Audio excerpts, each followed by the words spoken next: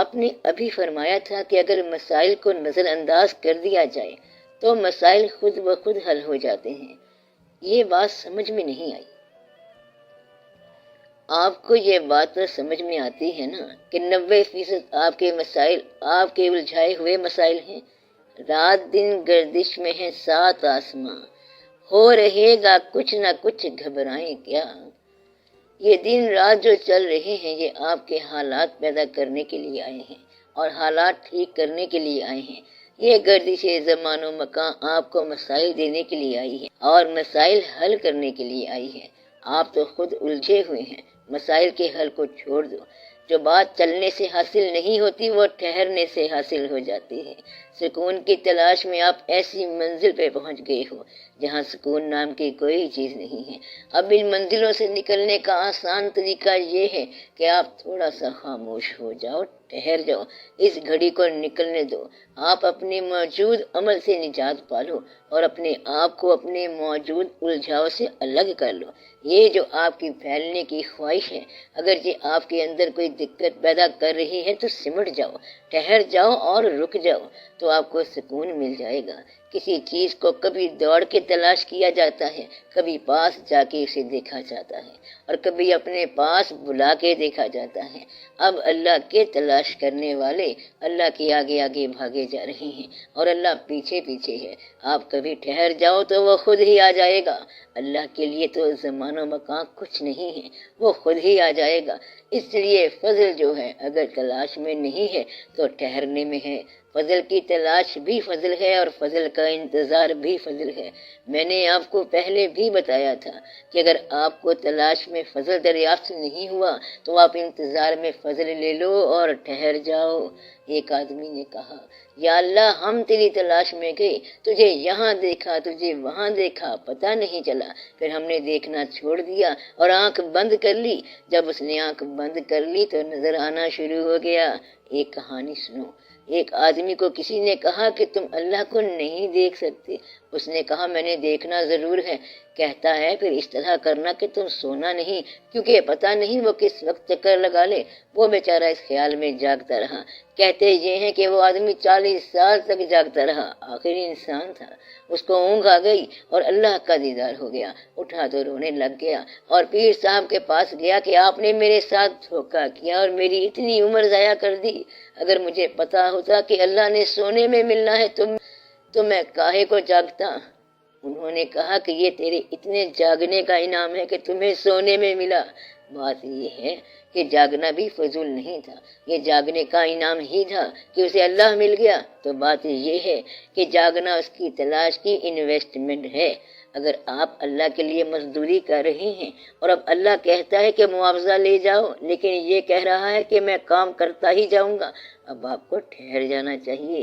آپ پہلے بزرگوں کی دعا ہو، اب اور کیا دعا مانگتے جا رہے ہو؟ ان کی دعاؤں کی وصولی آپ لوگ ہو اور اب وصولی لیتے نہیں ہو، اب اور دعائیں کرنے لگ جاتے ہو اور تلاش کرنے لگ جاتے ہو۔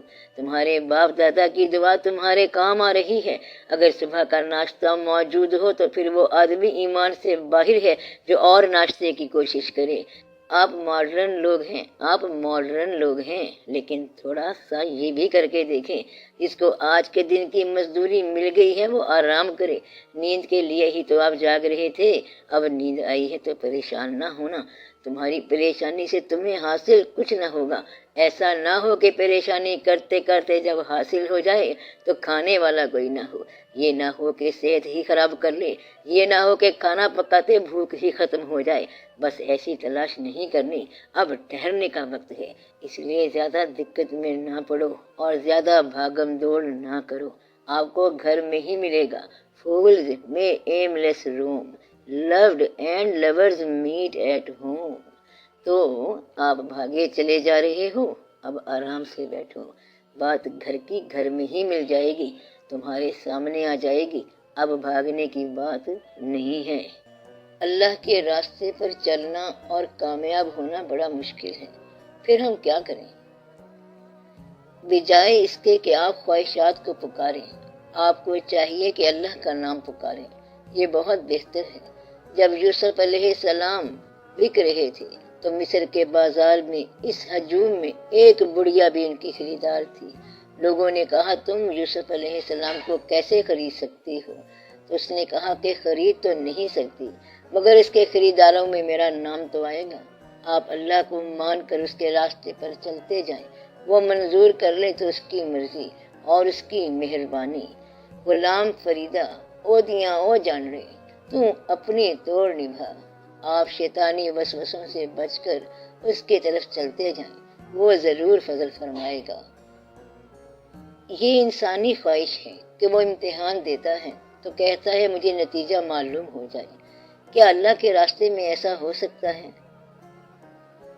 اللہ تعالیٰ مالک ہے اور اس نے کہا ہے کہ میں آخرت میں نتیجہ سناؤں گا، یہ اس کی شرط ہے۔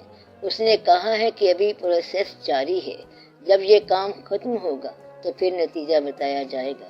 ہر وہ چیز جو آپ کو اللہ کی طرف رجوع دلائے، اس چیز کے ساتھ آپ کا ادب قائم رہنا چاہیے، پھر آپ سمجھیں کہ آپ محفوظ ہو گئے۔ مثلاً ایک آدمی کو اپنے ماں باپ سے اللہ کا تعارف ملا، اب ماں باپ کا اللہ کے حوالے سے ادب ہونا چاہیے۔ اگر کسی آدمی کو اللہ کی یاد کسی محفل میں ملی اور کسی سنگت میں ملی تو اس سنگت کا احترام کرنا چاہیے۔